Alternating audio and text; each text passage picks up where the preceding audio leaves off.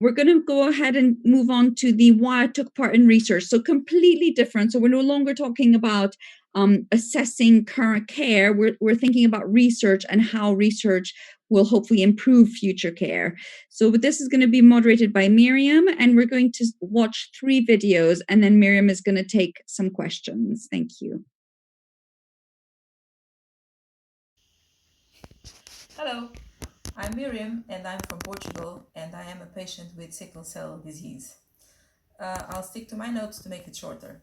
My part in research: adopting an already proven medication as a treatment to sickle cell patients, a phone interview about what life with sickle cell is like, and registering to provide feedback as a patient to clinical reference groups. This is a new one, I'm going to start working on it. Why take part in research? When I was preparing for this video, I found a quotation from the UK National Institute for Health Research, which I find useful. You already conduct research in your day-to-day life. This research informs and broadens your understanding of things before you make a decision. Health and care research is the same. It seeks to find answers to questions about the best options available. It then uses these discoveries to make decisions about improvements or changes. So why do I think it's important to take part in research as a patient? To learn more about sickle cell, to help health professionals better understand patients' daily life, our needs and concerns to better address them for new or different research avenues, to access new treatments, to be part of the process which leads to new medicine, treatment or procedure for sickle cell, as well as physical and physiological therapies and methods of diagnosing disease, to take an active role in our own care, to make a difference by helping to improve treatments and quality of life now and for future generations. Positives and negatives about joining a research program. The positives, all of the above that I already mentioned as why you should take part in research. Concerns more than negatives. Personal and public exposure, you're going out there and providing details on you. Mentally challenging, as you usually go through all kinds of emotions and a lot of anxiety. Physical discomfort, it means more visits to the hospital, more follow-up exams, appointments, and so on. And more specifically, placebo. So similar to cancer patients, it is important that trials for sickle cell patients do not involve a placebo. While patients could possibly benefit from something that reduces pain, crisis, or symptoms, isn't it a little bit potentially unethical, as it may affect their daily life and quality of life, and also potential collateral effects? You can't know it while you are doing the trial, while you are in the trial, but once it is over, if it is adopted, then you should really know what those are to be aware of any changes. Would I recommend it to other patients? Absolutely. The benefits are significant and it vastly surpass any discomforts and concerns. What do I want to tell people who are designing research studies? Well, basically 2 things. Availability of research to patients in different countries is not identical, and publicly available information about ongoing research and how to participate is very scarce or not existent in smaller countries like Portugal. It is also fundamental to consider and focus on more holistic approaches, non-chemical and non-invasive, when considering research. So, yes, please go on and do your part in research as a patient. Thank you.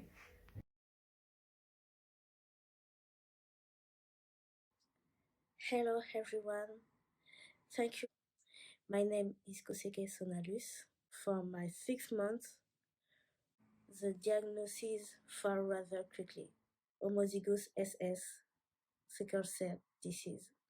Doctors do not give me more than 3 years of life expectancy. The only solution for me was the transplant in Europe. My parents were ready to try everything to make me here. At the age of 5, I was already well aware of what was at stake and that even if the treatment was easy, I could heal. But as fate would have it had another bad luck, no compatible donor. Neither my brother nor my sister was 100% compatible. As if that wasn't enough, it was impossible for me to go home. I was much too ill. I had to stay in France. I felt that the worst I could experience was the pain crisis and the cold, but I hadn't yet realized that sickle cell anemia was a progressive disease and that I was going to have to deal with many complications, extremely painful vaso-occlusive crises, a stroke that paralyzed me on the left side. I looked like a double-sided person for weeks. I still have after effects from it. And I'm not even talking about gallbladder or chest syndrome. I had all the treatment, hydroxyurea from age of 9 and transfusion after the stroke at 13. I was transfused for 18 years, a real vampire. Erythrophoresis, home oxygen, Desferal infused all night long. We don't live with it, we survive. Physically, psychologically, and socially, it's unbearable. After the birth of my daughter, the pain crisis doubled in intensity and frequency.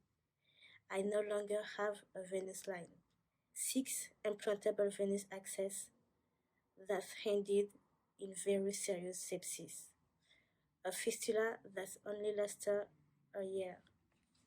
My arteries are out of order and the morphine is no longer effective. We have to switch to ketamine. Luckily for me, medicine is advancing, and even though I was beginning to lose hope, medical progress had made me the first patient in Europe to receive an haplo-identical transplant. Have such an opportunity when it was denied to you 20 years ago is a miracle. Finally, my sister, 60% compatible with me, was able to donate to me after the validation procedure and the late treatment. The transplant itself went well. I had a lot of apprehension because even though I lived my life in the hospital, I didn't know about chemotherapy or radiation or the sterile room.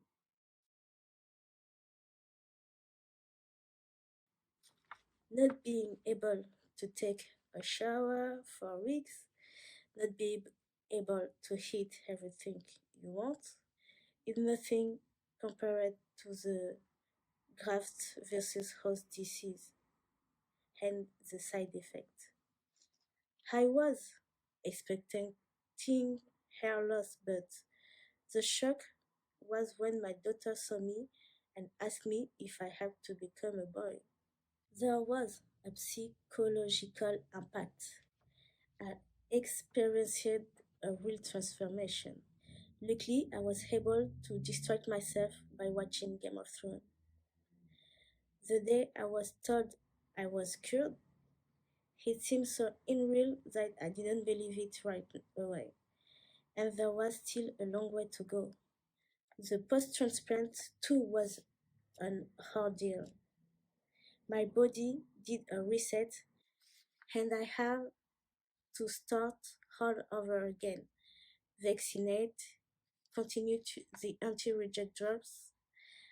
I have never felt as fragile and vulnerable as I did during the first years. In spite of the fatigue, I gradually started to do things I wanted to do again, like learning to swim in the pool without a pain crisis. It was unthinkable. Today, I'm convinced that this transplant was my only chance. And the reason I'm here today is because I do like many people to have this chance. Thank you.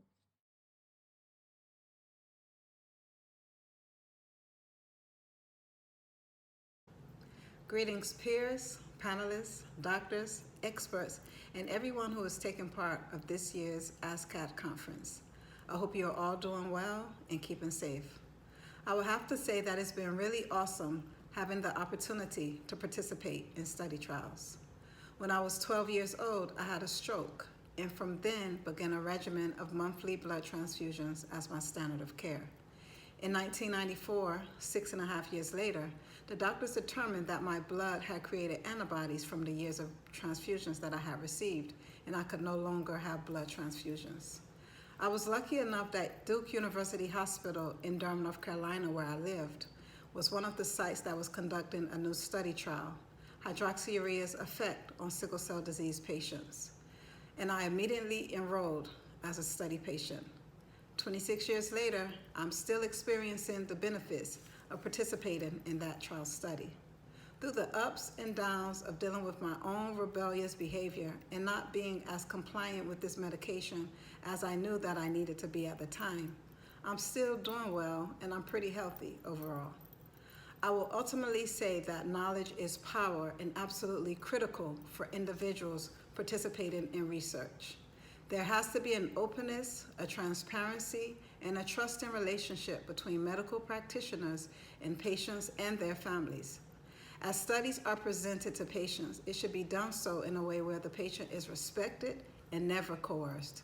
And as we patients are continuously seeking opportunities for treatments and healing, we too must do our parts and ask the necessary questions and do our own research to educate ourselves.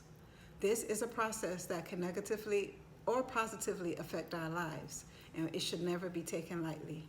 As you strive to do your own research and as you strive to participate in study trials, I wish you the best of luck, and I hope all is well with you. Thank you. Hi, everyone. Thank you very much. It was really a powerful testimony, Kuzeke, and I'm glad that things are, well, looking on the bright side. And thank you very much for your courage. And it is important that the technology is there to make the transplant, but it is also important that patients agree to do them so that it becomes available. So thank you very much on behalf of the patients. I have a few questions here, but I will start by asking to anyone who is attending the session today, if has anyone else also taken part in research in some way, so not only clinical trials or transplants, but some other form, if you want to say something about that. I have a question. Sure, go ahead. My daughter had a transplant just about, I think today is 632. I think we keep score in the kitchen. I just wanted to find out, how long has it been since you had the transplant? Has there any first? That's the first question. Maybe that's the first part. How long has it been? So my daughter had a transplant just about 632 days ago. It was a very, very well done procedure. The first one at the Royal Children's Hospital here in Australia. And I thank science, because a few years ago she couldn't do it because of all the complications she had with the lung. She had one of the lungs, she's got half part of the lungs. One of the lungs was taken out because of the acute chest syndrome when she was 1 year. And the chemo at the time was aggressive for her, so they couldn't do it the first years until a few years later when they reduced conditioning. So, just thanking science and all the research done. So today she's sickle cell free. She's going back to school despite the COVID. So I think research and science is good. It's been very good to us as a family. Thank you. But I wanted to find out how long it's been, because I'm just anxious going forward. Like, I just want to know the future. Anyone else that would like to chip in about taking part in research? Hello. Yes, I want to react on the part about the research. I'm doing now almost for 2 years a research process, and thankfully it will end this November. So then the 2 years is over, and I take pills, and one is the to see like if it's going to help, and the other it's placebo. So we don't know. After 2 years, we will see in my blood system how it will be. But the process through it, these 2 years, it's very, very difficult. It's also what you told before, like mentally, it's breaking you so much down. And for myself, as I'm speaking, I have a big reaction. The first year, I was very sick, very much pain in my belly. So for me, it was very hard to go on with the research. And there were moments I broke down. I said, I want to stop. But the doctor said, no, please, one more year. And then we know, like, if you do, it will help for us in the future. So that was the only thing that kept me going to do it. For maybe it will not be something for me, but if I can help somebody in the future, okay, then I will do it. But it's very very difficult. And I'm also on the list for bone marrow transplantation. And now I'm the one of the 2 or 3 persons to do it next year. So I'm in the middle of process of a lot of things, and it's true, emotional, mentally, it's a lot, and it's a lot to process alone, because my situation is like I don't have much people around me. I have a boyfriend, and that's all I have, and no family or friends, or so it's a lot as a sickle cell patient. Thank you very much for your testimony. I remembered after watching my video when preparing for this that I forgot one topic about asking the researchers. So I mentioned more holistic approaches and non-chemical. One area that I would like to see the research grow into is nutrition. So how can food and a proper diet and what to avoid and what to improve in your diet, what could it be for sickle cell patients? Because I think that there is a lot that can be done in that area and that people don't talk much about it. In the chat from Olavike about sickle cell impact on mental health is not talked about enough, not just the stress of crisis, but in between waiting for crises. Hi, everyone. I just said, not just exactly what you said. And especially like even the whole shielding process and that as well. It's a lot. And just to add to the talk about the trials, I have participated in clinical trials. Mine wasn't nearly as long as 2 years, but I think it was a month, 2 months. It's a while back now, and I remember it was really, it's the mental trying to get your head round, what am I taking? I don't know what I'm taking, what impact is going to have on me, good or bad, especially the bad one. You're a bit worried. You have the list of side effects, but still.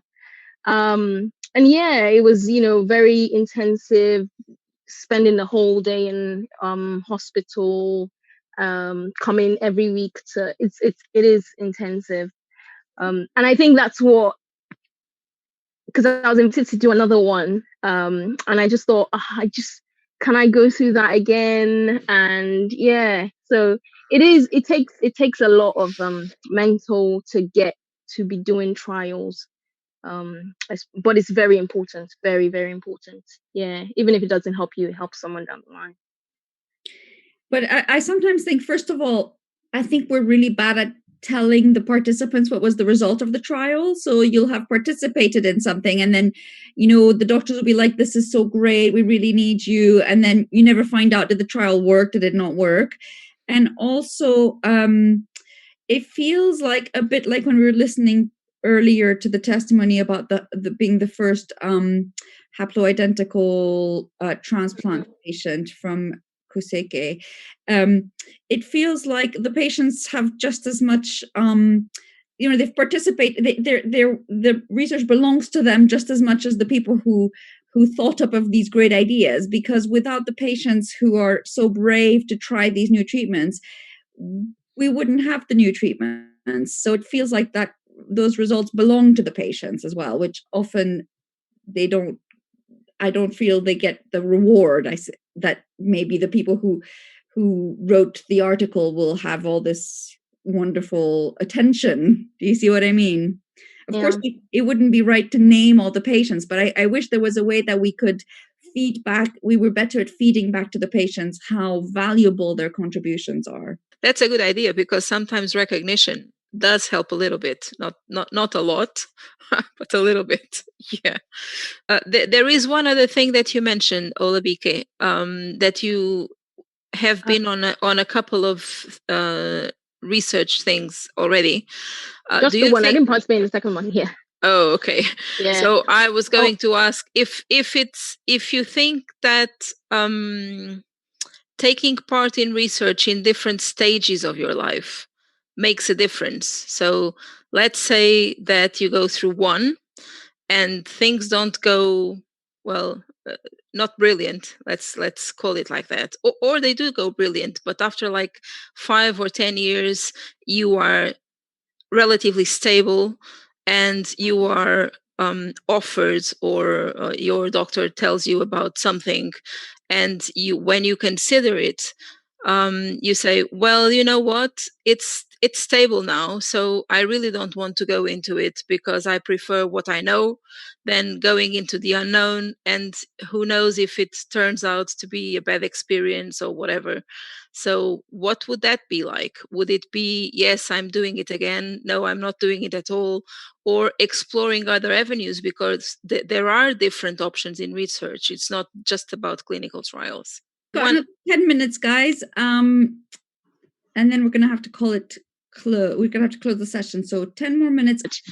This is very good discussion. I wanted to ask, like, one of the things that I've heard from different researchers and even pharmaceuticals and issues that they have with, sickle cell is that they are bringing up studies and bringing up research, and one of their struggle is engaging and also recruiting recruiting participants for studies. So they might not meet like a goal target of the number of people, and that's very important to power study. So one of the things that I was asking was that, is that similar issue in Europe? I know that there is more of a central kind of health system where people can be patients can be identified, which we don't have here in the US. How do patients or people living with disease in Europe or in UK, how do you kind of get contacted for studies? Are they from your doctors, and what's the best strategy? Because also one of the things we found that is that once people get it from information from people that they trust, they're more likely to recruit and engage, other than when they see flyers in an email or something else. I know it's a lot of things, but I was just interested in anyone that can give feedback on how patients are being contacted in general, and then also, what is the best, if how comfortable are people in responding to this, and what means are they comfortable with responding to, if it's from their doctor or their nurses or from an email? It's a good question, Beverly. Miriam, you've participated in a couple of studies. Do you want to say how you found out about them? So it's curious, because I was talking with Naomi about this when we were preparing for the session, and I found out that here in the UK, we were talking about it, there is a portal. So this UK National Institute that I was talking about, there is an area where anyone can go there and put in their disease. So I go there, I type in sickle cell, and there is a list of the ongoing studies, and you can check the criteria, you can investigate more, and then you can register a lot of things. Then I asked around to whoever I knew, because from Portugal, as far as I know, there isn't such a thing. So the time I knew that I participated in a clinical research, it was my hematologist who thought that I was eligible for it. And so he told me, you know what, there is this thing going on. Would you be interested in participating? And so I talked to him, and we went from there.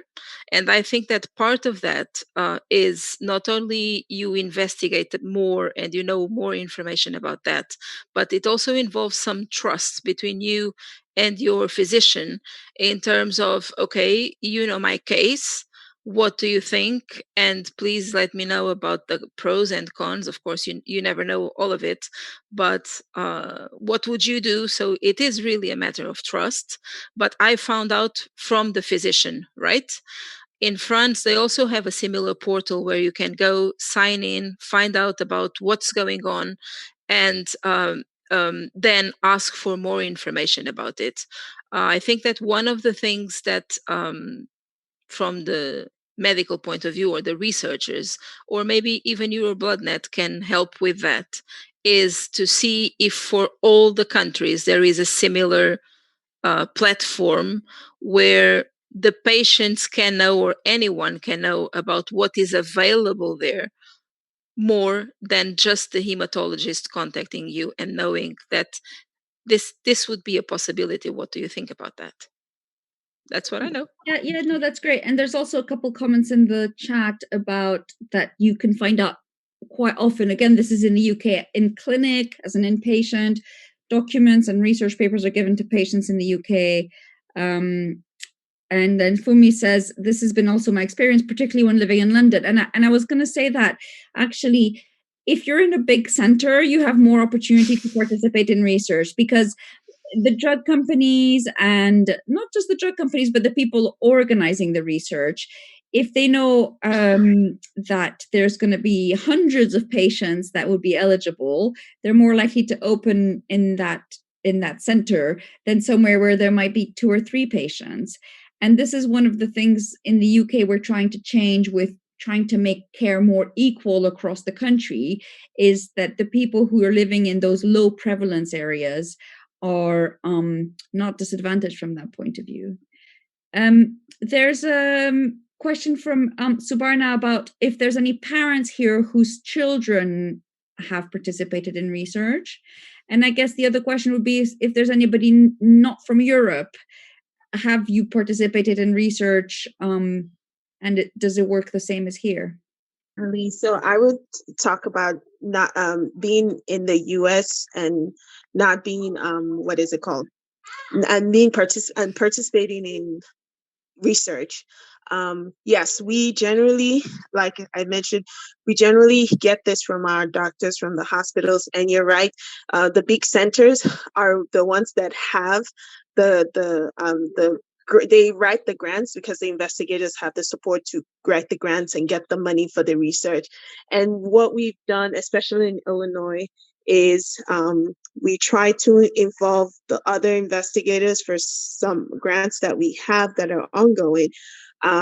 Like the current one, we try to involve investigators that are living in remote areas and supporting patients in remote areas. So that's something that came out from our community advisors, in making sure that those people, the voices or the experiences of these investigators are heard in these grants.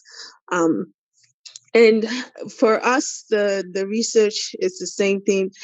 It's been a while since I've been in a clinical trial to say what has been done in placebo or not, but I've been part of a lot of other surveys, questionnaires, but I haven't really been in a clinical trials to kind of give any feedback in terms of the different feel of this. And I've not even been part of any bone marrow transplant or all the upcoming curative measures that they have right now.